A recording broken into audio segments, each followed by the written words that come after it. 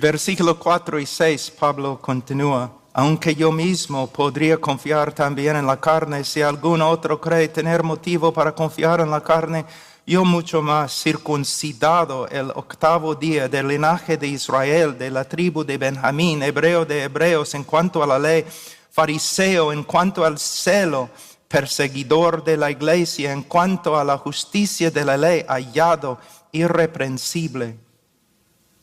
En versículos 4 y 6, Pablo está usando su propia vida para mostrar el vacío de la jactancia de los judaizantes. Él había cumplido la ley desde su nacimiento. Él era de una de las tribus más eminentes en la nación de Israel. Era hebreo de los hebreos. Él era miembro importante en la secta más conservadora y estricta en la nación de Israel, los fariseos. En cuanto al celo, Pablo era perseguidor de la iglesia. Para entender esta frase tenemos que entender la mente judía en el tiempo de Pablo. El celo era una señal esencial de la piedad en Israel. Un piadoso en Israel amaba a Dios.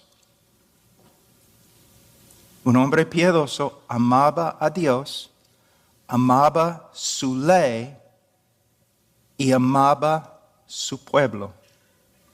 Pero también un piadoso odiaba a los falsos dioses, los ídolos, odiaba los infractores de la ley y odiaba los enemigos del pueblo de Dios. Y para Pablo la iglesia era una enemiga, entonces la perseguía. Ahora, en cuanto a la justicia de la ley, Pablo era externamente irreprensible. Él no está diciendo que él vivía sin pecado, sino hablando humanamente, como fariseo en su vida anterior. Pablo está diciendo que su celo, su devoción, sus logros y su reputación sobrepasaron a todos, incluso sobrepasó la piedad de los judaizantes.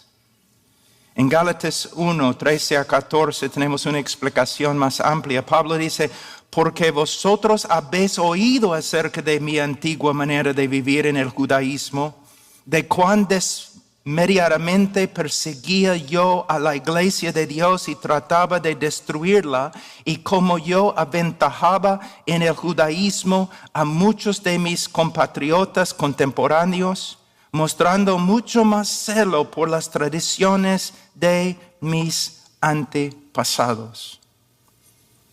Ahora versículos 7 y 8. Pero todo lo que para mí era ganancia, lo he estimado como pérdida por amor de Cristo, y aún más yo estimo como pérdida todas las cosas en vista del incomparable valor de conocer a Cristo Jesús mi Señor, por quien lo he perdido todo. En versículo 7,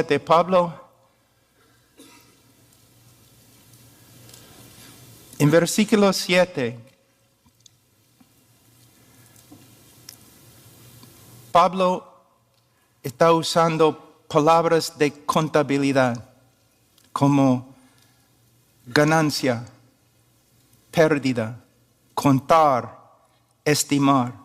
¿Para qué? Para describir, y me gusta esta parte, para describir el nuevo sistema de valores que fue creado en su corazón en el día que se encontró con Cristo en el camino a Damasco. Todo lo que antes estimaba, su celo, sus obras, su reputación, él lo consideró como pérdida, basura, heces, escoria, aún excremento por causa de Cristo. Todo comparado con Cristo. Como los franceses dicen, Pablo era la crème de la crème, ¿no? Entre los contemporáneos, y esta era su esperanza y era su jactancia. Pero algo sucedió a Pablo que cambió todo. ¿Qué? Y ojalá que lo mismo nos haya sucedido también. ¿Qué pasó a Pablo? Una revelación de Cristo. Y en esta revelación Pablo vio toda su propia justicia como realmente era. Basura. Basura. Cuando Pablo vio a Cristo en el camino a Damasco, él tuvo una visión parecida a la de Isaías, en Isaías 6. Pablo, en el camino a Damasco, él no vio a un simple carpintero parado al lado de la carretera. En su camino a Damasco, Pablo vio el Señor de gloria sentado sobre su trono. Y como Isaías le hizo pedazos. En Isaías leemos que Isaías gritó: ay de mí, porque perdido estoy, pues soy hombre de labios inmundos, y en medio de un pueblo de labios inmundos habito, porque han visto mis ojos al Rey, el Señor de los ejércitos. Pablo, según Hechos 9:9, estuvo 3 días sin ver y no comió ni bebió. Luego en Romanos 7:24, Pablo escribió: miserable de mí, ¿quién me libertará de este cuerpo de muerte? En la conversión de Pablo quizás tengamos la mejor ilustración del arrepentimiento en toda la Biblia. También podemos ver como un encuentro con Cristo puede cambiar totalmente el sistema de valores en el corazón de un hombre. La palabra arrepentir, hermanos, significa básicamente cambiar de opinión. Parece superficial, pero no lo es. ¿Por qué? La mente es el centro de control de nuestra voluntad, nuestras emociones y aún nuestra conducta. Si la mente cambia, entonces todo cambia. Ustedes están sentados aquí tranquilos y no hay, pero están aquí sentados tranquilos porque no piensen que hay un fuego fuera que va a consumir todo el edificio. Son tranquilos porque es lo que piensan, y con razón, no se asusten. Pero si ustedes en un ratito cambian y piensan que hay un fuego fuera que va a consumir el edificio, entonces todo va a cambiar. Sus emociones van a cambiar. No van a estar aquí quietos, sino con bastante miedo. Su voluntad va a cambiar. Van a tomar una decisión. No voy a escuchar más esta prédica.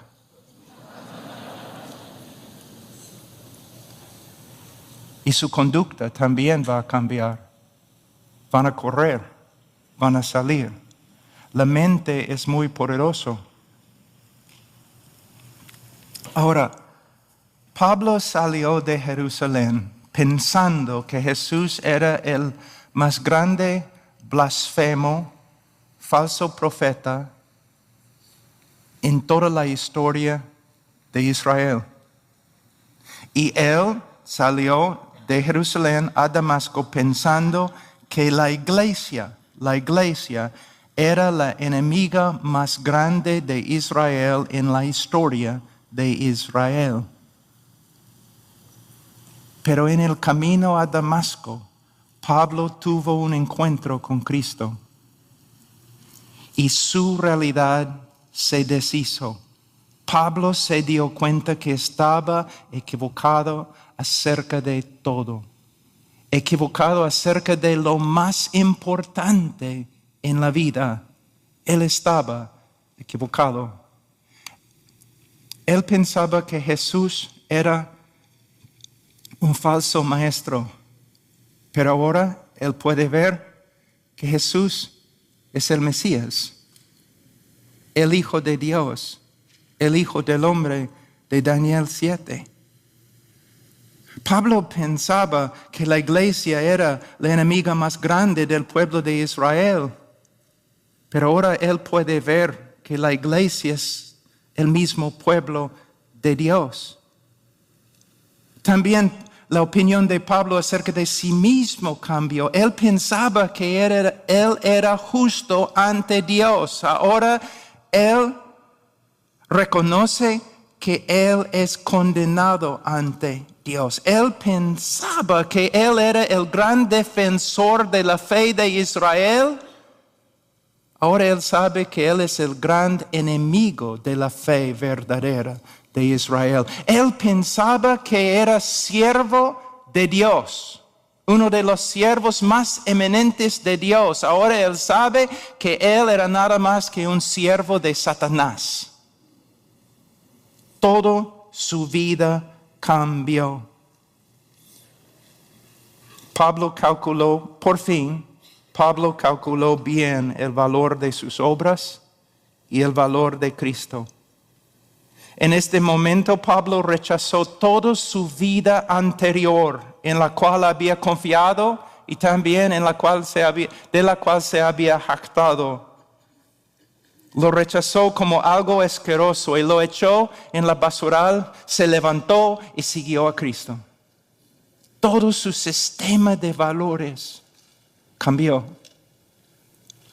En versículo 8 Pablo dice: yo estimo como pérdida todas las cosas en vista del incomparable valor de conocer a Cristo Jesús mi Señor. Ahora quiero que los predicadores aquí, los pastores, presten atención en una frase que es extremadamente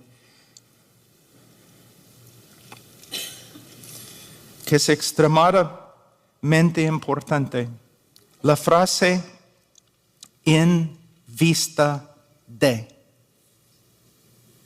Yo estimo como pérdida todas las cosas en vista del incomparable valor de conocer a Cristo Jesús mi Señor. La idea es que Pablo estaba totalmente contento en su vida y su religión anterior y no estaba buscando alternativas. ¿Por qué? Porque él andaba en oscuridad espiritual y él era ciego a la realidad de Dios, la realidad de la salvación y la realidad de sí mismo. Pero el momento que vio a Dios revelado en Cristo, Dios como es, la salvación como realmente es, él vio que su vida y su religión eran despreciables en comparación.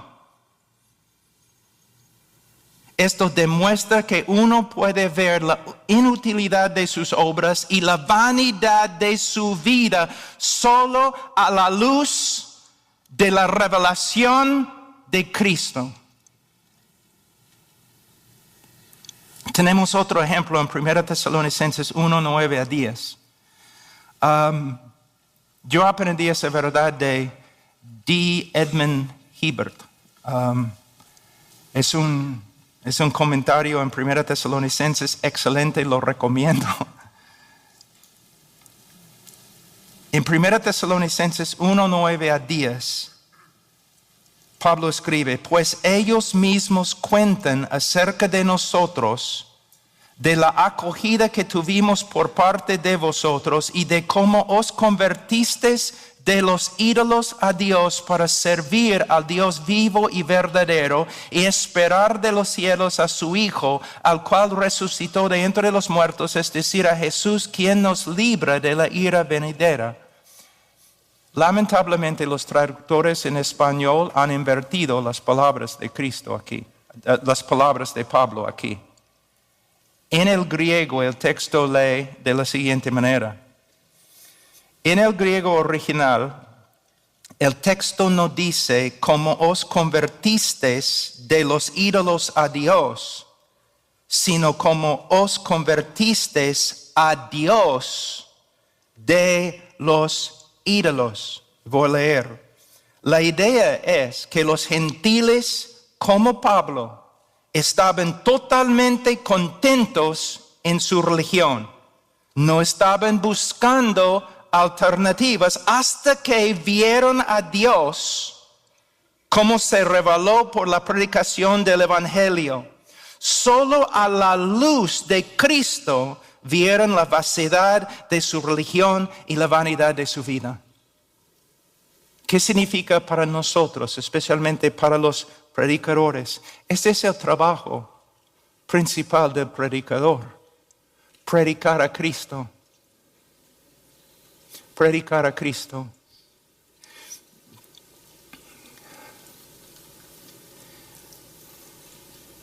Aquí es el orden que tengo en mi propia vida. Mis prioridades.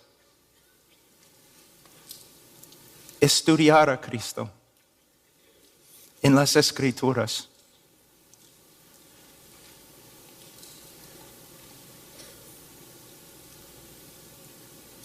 Yo creo que uno tiene que leer toda la Biblia, de Génesis a Apocalipsis. También creo que necesitamos ser informados, maduros en nuestro conocimiento de todas las doctrinas.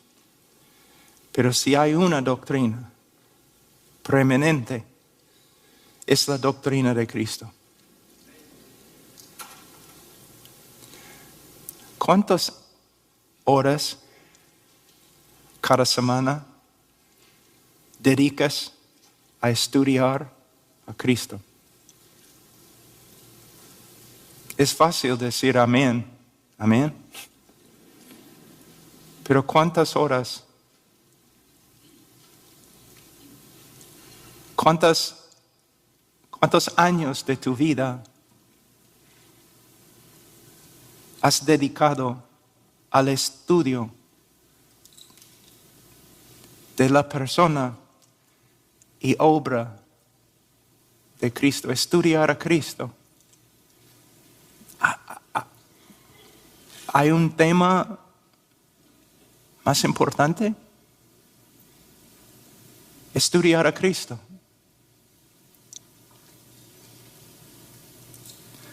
Y no solamente, entonces primero para mí estudiar a Cristo. Segundo, buscar a Cristo en la oración. Y hermanos, cuando hablo de oración, inmediatamente en la mente de la mayoría de los cristianos, la idea de intercesión. No estoy hablando de intercesión, tiene su lugar y es sumamente importante. Pero estoy hablando de comunión con Cristo. Compañerismo con Cristo. En las noches, cuando no puedes dormir, simplemente ponerte de rodillas y mirar arriba y hablar con Cristo. En mi experiencia, me parece que es más fácil para las mujeres que los hombres, porque los hombres y los pastores siempre quieren hacer.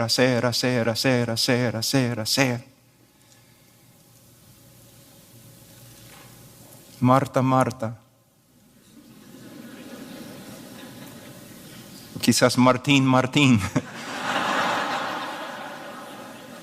Debes poner al lado todos tus negocios y buscar el rostro de Cristo. Entonces, estudiar a Cristo, buscar a Cristo y ser transformado por el conocimiento de Cristo. Lo que necesitamos, hermanos, ahora en este día son hombres y mujeres transformados. A veces yo escucho las prédicas y mis propias prédicas y prédicas de otros y palabra. Pero ¿dónde está el poder? Y no solamente para predicar, o principalmente para predicar, el poder para vivir. Y no estoy hablando de vivir como predicar en la calle y morir mártir, es fácil. Estoy hablando de ser un buen esposo, un buen padre, un buen amigo, humilde. Buscar a Cristo, estudiar a Cristo, buscar a Cristo, ser transformado por el conocimiento de Cristo y predicar a Cristo a otros. Predicar. Hermano, no debes salir del púlpito contento porque tu exposición era correcta.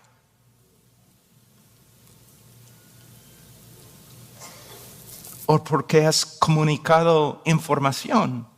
La meta es transformación. Que los pecadores crezcan en su estima por Cristo y se salvan. Que la iglesia crezca en su estima por Cristo. Esa es la meta. En versículo 8, Pablo termina con la frase, lo considero como basura a fin de ganar a Cristo. Aquí podemos ver dos opciones opuestas y exclusivas. En otras palabras, no puedes tener las dos a la vez. Voy a leer. Tú puedes seguir confiando en tu propia justicia y rechazar la obra de Cristo, o tú puedes rechazar totalmente como basura tu propia justicia a favor de Cristo. Tú puedes gloriarte en tus propias obras, o tú puedes gloriarte en Cristo y su cruz. Tú puedes tener la aprobación del mundo y la desaprobación de Dios, o tú puedes tener la desaprobación del mundo y la aprobación de Dios, porque tú amas a su Hijo. En conclusión, hay dos opciones: ganar al mundo y perder a Cristo, o ganar a Cristo y perder al mundo. No puedes tener las dos cosas. Versículo 9, y ser hallado en él no teniendo mi propia justicia derivada de la ley, sino la que es por la fe en Cristo, la justicia que procede de Dios sobre la base de la fe. Aquí en versículo 9 a 11, Pablo revela los resultados, los beneficios de ganar a Cristo. La justificación, versículo 9. Y el privilegio de conocer a Cristo, versículos 10 y 11. Pablo empieza en versículo 9 con la justificación. ¿Por qué? Porque todos los otros beneficios solamente son posibles por causa de la justificación, porque somos justificados ante Dios. ¿Qué es la justificación? Voy a leer de la Confesión Bautista 1689. No puedo encontrar una definición mejor. A quienes Dios llama eficazmente, también justifica gratuitamente, no infundiéndoles justicia y rectitud, sino perdonándoles sus pecados y considerando y aceptando sus personas como justas, no por nada que hay en ellos o hecho por ellos, sino solamente por causa de Cristo.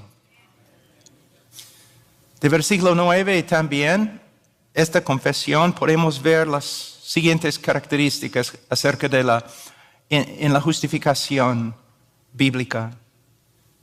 Número 1, no es justicia propia o justicia nuestra, sino justicia ajena o justicia de otro, la justicia de Cristo. No es derivada de la ley como algo que hemos ganado de Dios, sino procede de Dios como una manifestación de su gracia. No es por medio de nuestra obediencia, sino por medio de fe en la obediencia de Cristo. Por medio de su obediencia, Él satisfizo los requisitos de la ley y por medio de su muerte obediente, Él pagó las penalidades de la ley. En versículo 9, Pablo usa una frase que es una de las más hermosas descripciones de la unión del creyente con Cristo. Él dice, ser hallado en Él. Bueno, se puede predicar 3 horas más, toda esta conferencia. Solamente esta frase, pero voy a decir ¿qué significa ser hallado en Él? Pablo quería ser hallado en Cristo. ¿Qué significa? Pablo está diciendo que no quería comparecer ante Dios, ante los ángeles, ante los hombres, ni ante el espejo en su propia justicia, sino vestido en la justicia de Cristo.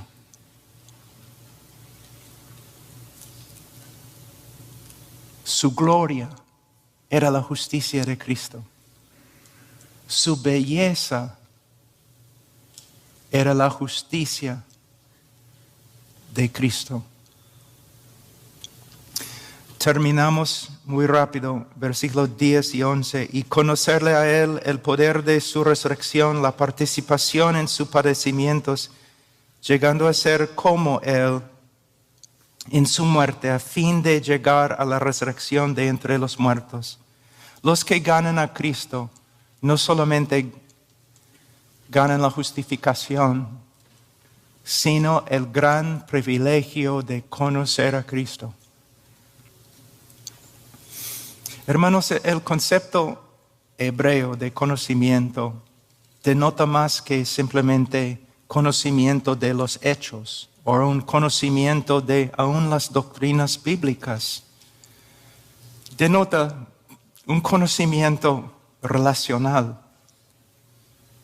personal, íntima con Cristo. ¿Cómo se desarrolla? Primeramente, siempre tenemos que empezar con las Escrituras, leyendo, estudiando, meditando en las Escrituras. Segundo, cultivando nuestra relación personal y íntima con Cristo por medio de la oración. Tercero, simplemente caminando en este mundo caído y contrario. Ahora, para terminar, esta carrera de conocer a Cristo empieza en el momento de nuestra conversión y termina en el cielo. No.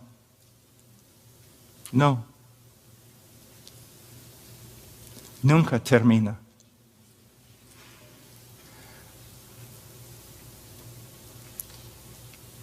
Porque la gloria y maravilla de Cristo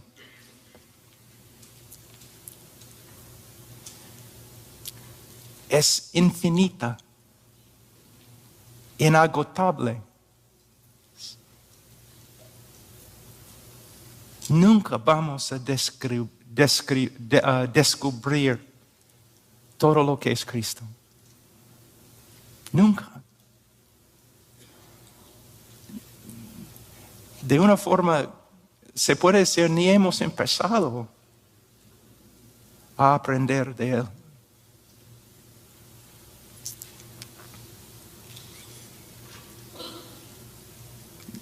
La eternidad presenta un problema para los filósofos, porque después de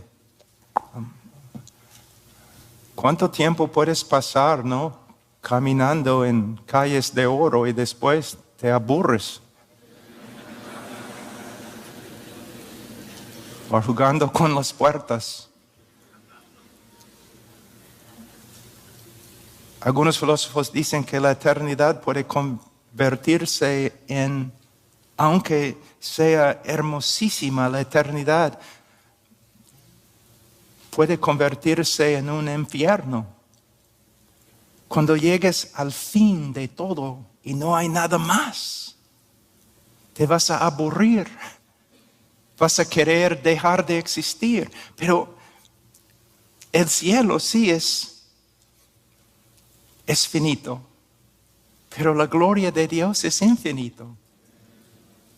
Después de 100,000 eternidades, ni hemos empezado a conocer a Cristo.